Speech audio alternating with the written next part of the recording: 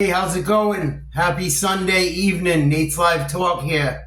Please like, share, subscribe. Give us the thumbs up. It helps the algorithm.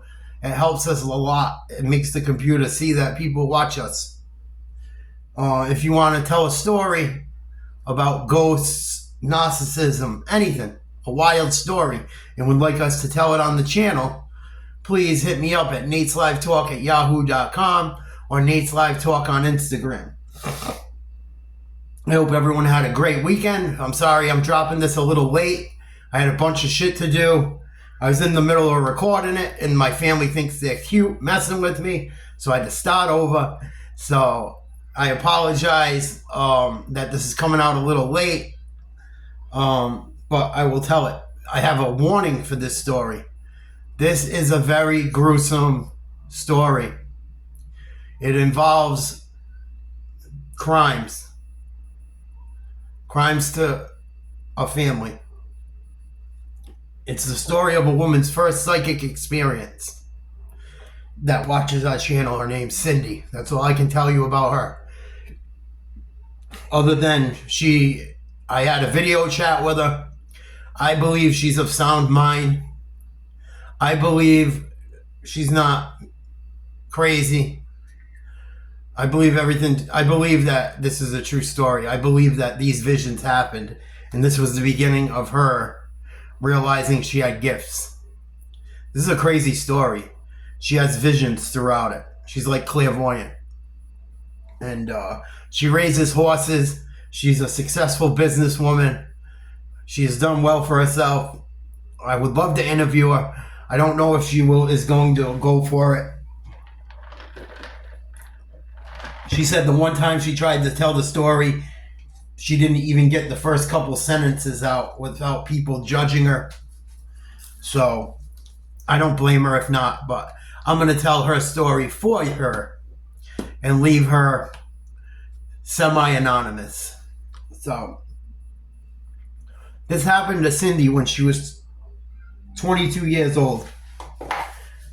Trigger warning: if you don't like gory stuff, not even like, if you can't handle like a vicious crime and something like that, you might not want to watch this one. Just letting you know ahead of time. This is a dark story.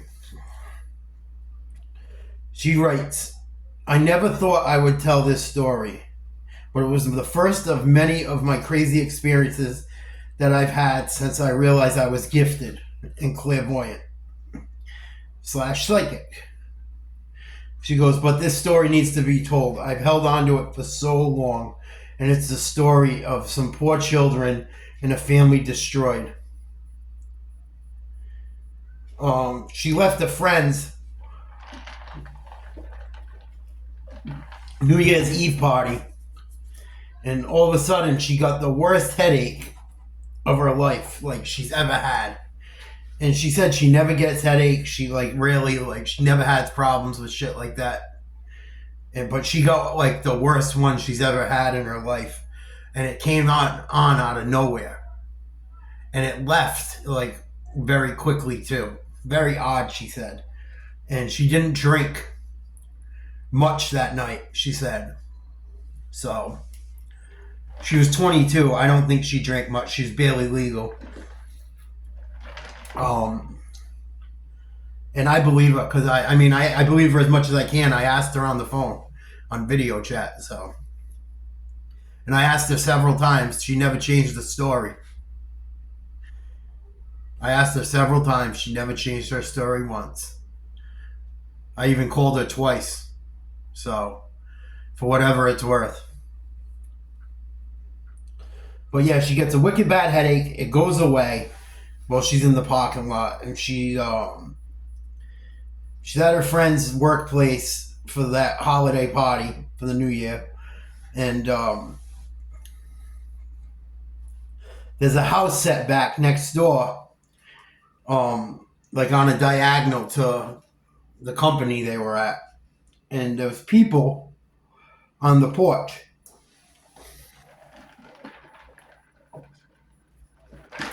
And the people are waving her over, yelling for her. She can't remember, but she said that they were yelling Cindy. She could have swore. But she didn't know them.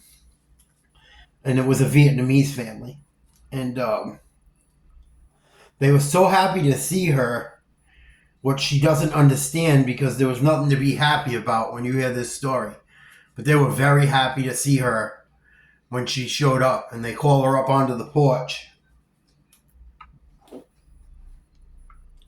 And there was an older woman, probably in the late 50s. This story is insane, and my teeth are acted up.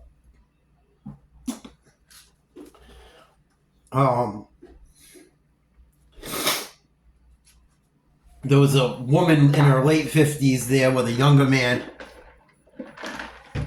and they grab her once they get her up on the porch and walk her into the house. And she doesn't know what she's walking into, but she felt like she was on a mission, she said. And she didn't know why, but she felt like she had to be there for a reason. And she couldn't believe, like, this is really happening. She thought to herself, like, is this really happening? And yes, this is really happening, she told me. Like, that's how she wrote it. Like, is this really happening? And like, no, this is really happening. And the woman the woman walks her to a bedroom, and it's a kid's room with toys and a little backpacks, and like, it's, you could tell it was kid's room. There's a bunk bed and then another bed, big room. And then this is when it gets ugly.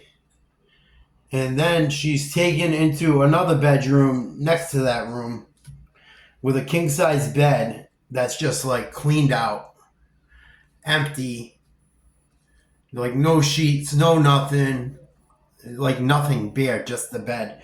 But then she all of a sudden has a vision, and it's the room like changes, and then it's like the bed is soaked in blood all of a sudden, and there's a Bible on the bed that wasn't there. The whole room changed, she said. This was her first vision she ever had. And the Bible was opened up to a page. She couldn't say what page, but the Bible was open. And the bed was covered in blood in the vision. And she started to like see what was happening.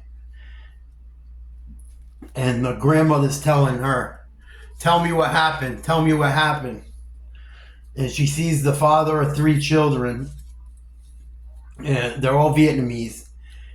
And he was married to the kid's mother.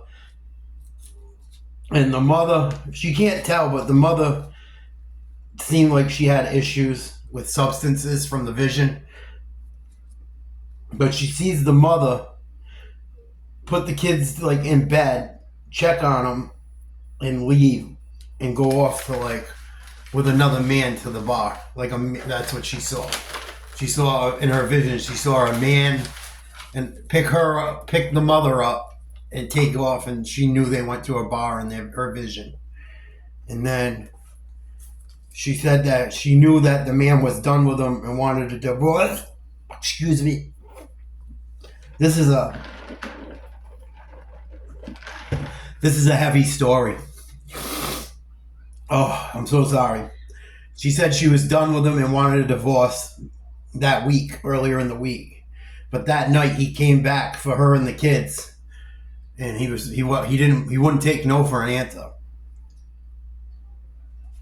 But she wasn't there. He couldn't find her. She saw her in the vision. Now this is her having visions while she's standing in that room with the grandmother, or who she thinks is the grandmother anyway. And she sees the father. Excuse me. The father has a meltdown, and he grabs the kids one by one and starts unaliving them. One by one.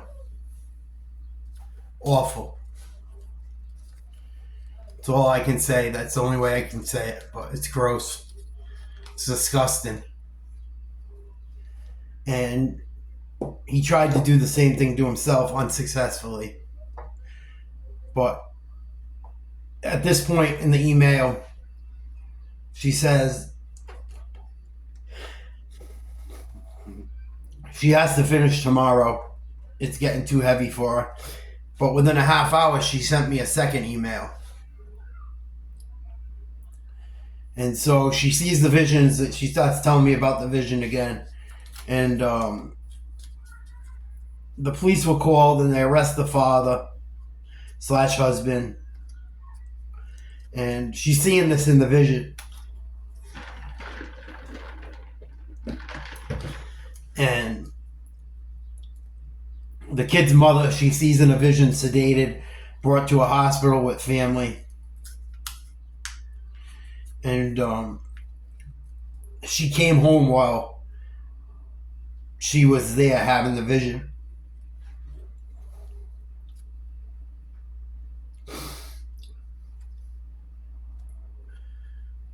Crazy.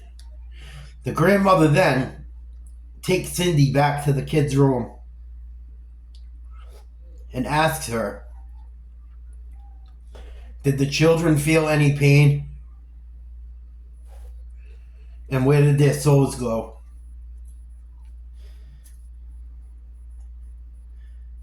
So she now is realizing the grandmother can tell. She knows what's happening. She's having visions. And the grandmother is like adamant that has abilities, and she hands her a jelly bean shoe of one of the girls. And Cindy said she knew instantly that this one didn't wake up before the father did that to her. Then she made her touch a kid's, like the Shearer castle from back in the day. And this child never woke up, she said. So she touched 2 objects the grandmother told her to touch, and could tell that both of those children never woke up when the father committed that heinous crime. And then the grandmother hands her the third item, the book bag, and she sees the boy wake up just as the father unalives him. And she's having a vision of the man raging and acting demonic, acting really strange and just bugging out. And the grandmother hugs her and gives her the shoe and tells her to take it. It's Nicole's.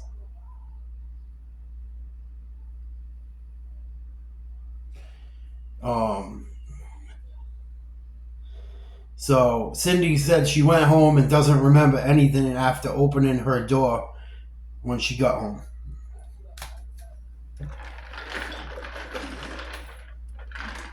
Fucking sick. I'm sorry, this story got to me.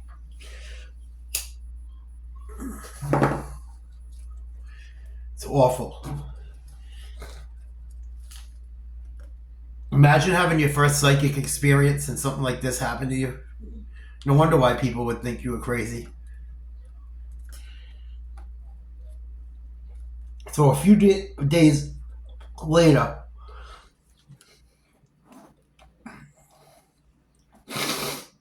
I'm sorry, Cindy saddled up her horse, Waco, and she swore she would never go back to that house the first part happened at.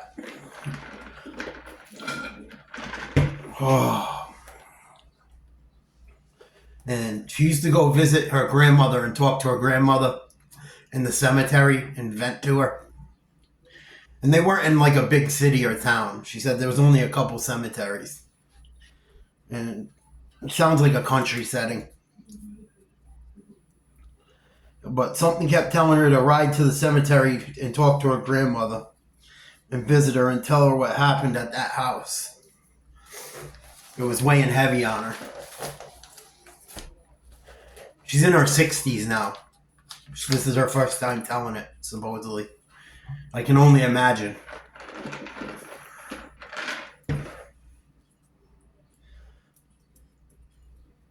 So she goes and talks to her grandmother and vents. And she just like, I'm going to write, I don't know why. She just wrote that. She's telling, I'm going to read what she told. She puts, so I wanted to give Waco some work and run him a little bit and trot him. And as she's riding through, she starts seeing newer graves. You can tell by the ground, and there's not grass grown yet, or it's just starting to grow. So, and the years are newer. And she keeps riding. She's trotting with him, and she comes upon 3 brand new graves. And she looks and didn't recognize names of any of them until she got to the last one, and the grave said Nicole with a Vietnamese last name that matched the other 2 graves. They were small graves with Vietnamese last names. 2 girls, 1 boy. And she gets off of Waco, and Waco started acting funny. He was breathing heavy and kind of being stubborn. Like she wasn't really trying to stop, and she swears the horse made her stop. And she said she told the 3 of them they were sorry, that she was sorry what happened to the brothers and sisters, and that their grandparents loved them very much. The grandmother loved them very much. And she said she could feel all the hurt and unbelievable sadness that those kids felt. And she said a prayer and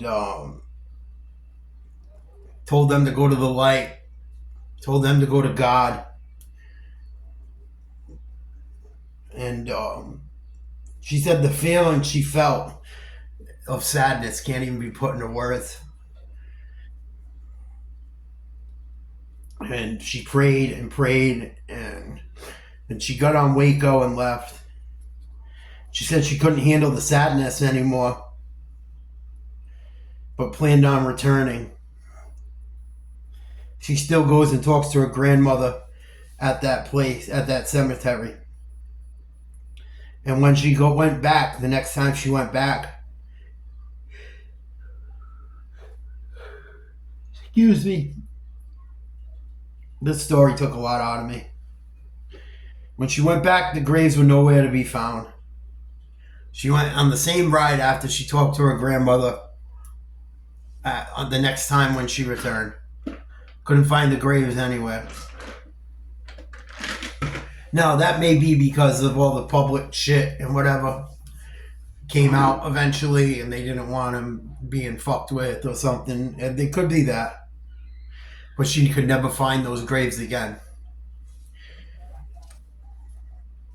And she said she remembers exactly where they were. She asked the grounds crew, the groundsmen, the people inside the office that managed the funerals. They couldn't find their graves, but their names came up on the list, but they couldn't find their graves. She remembers exactly where they were. There was no graves. She still looks to this day. She said there's not a trace.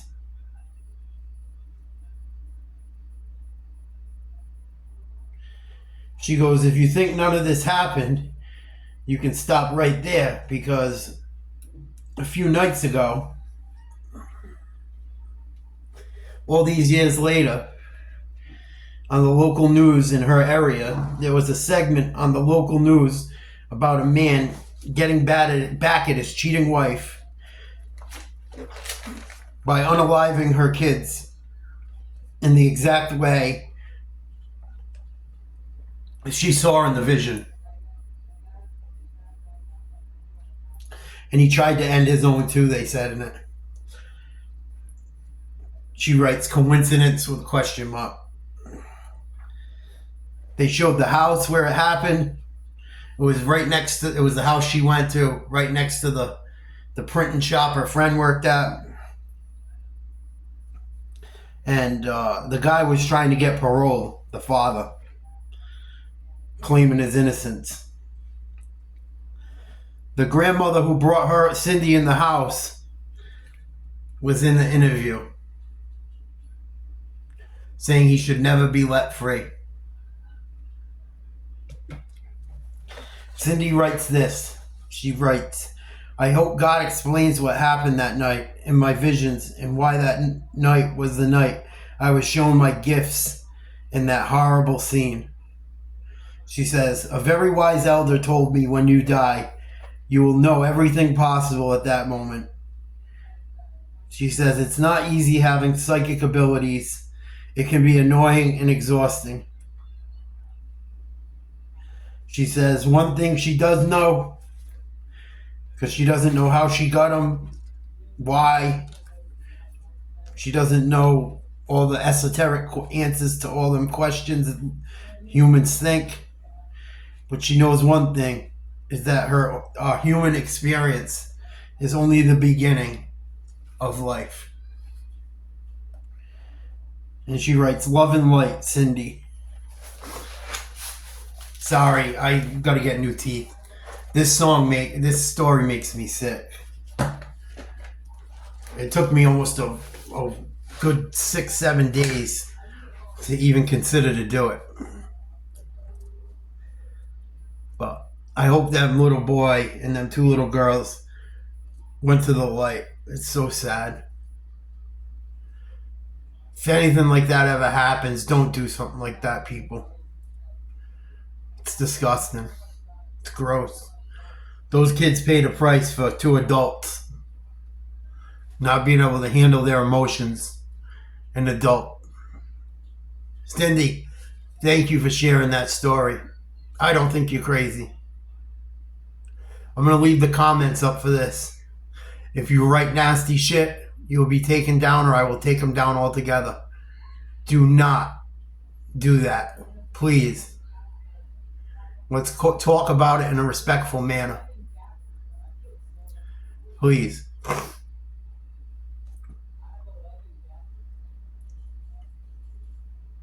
Crazy shit. Another crazy story. Nate's Live Talk.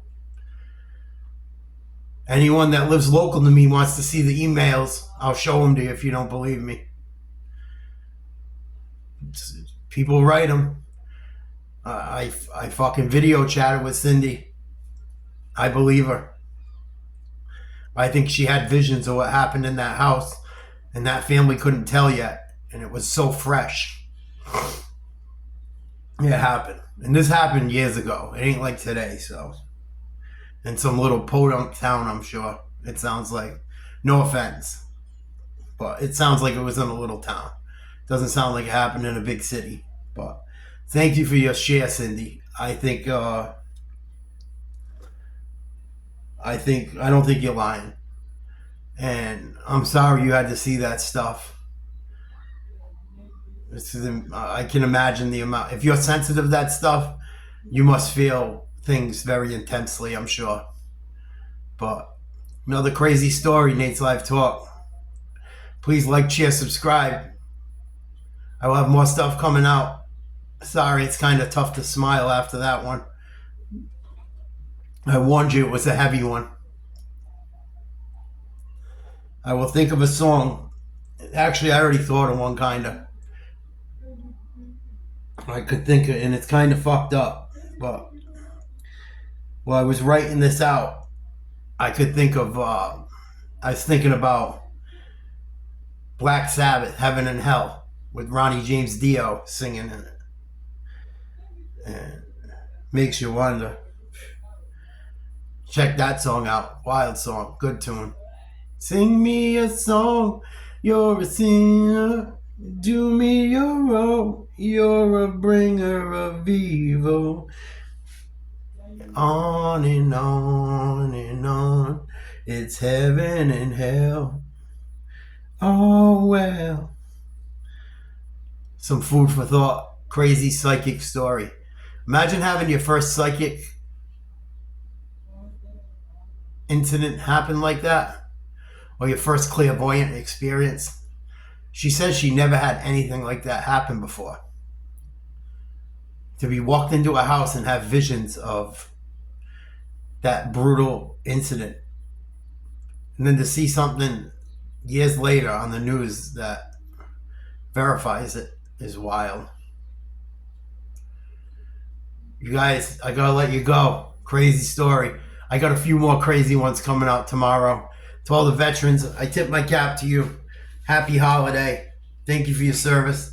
To the ones that are gone, veteran or not, I love yous. Love you guys. Be safe. Love each other. If you're having mental problems or relationship problems, there's help. Do not ever do something like happened in this story. I'm begging you. I'm begging you. Don't ever hurt yourself or someone else for a bad relationship or being angry or mad. Don't do things you can't take back. I love you guys. I got a boogie. Have a great night. This was a heavy one.